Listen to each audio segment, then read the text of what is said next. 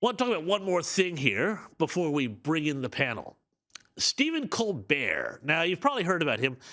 He's a late-night talk show host in the U.S. He's very lefty. He's very big in the U.S., or was big in the U.S., but he's now had his show canceled. And apparently because his show, which went from being like a late-night comedy show to just being kind of, hardcore lefty Trump derangement syndrome MSNBC rants, well, the left is saying that this is somehow fascism descending on America because a talk show got canceled. Now, I want to mention this real quick because there's an important mindset that this story reveals. I think about the narcissism of the progressive left. Now, they think that everything is always all about them. Never mind the fact that the show reportedly lost 40 or 50 million US dollars a year, and they were broadcasting a show that was frankly not all that different from this. I mean, essentially, it's a guy sitting behind a desk.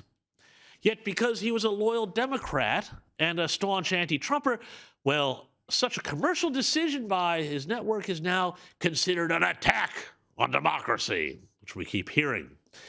But let's be clear, this guy was really far to the left, and he made his living basically dividing the country and demonizing the half that voted for Trump. And, well, eventually, of course, it all caught up with him. Donald Trump has been sworn in as President of the United States. I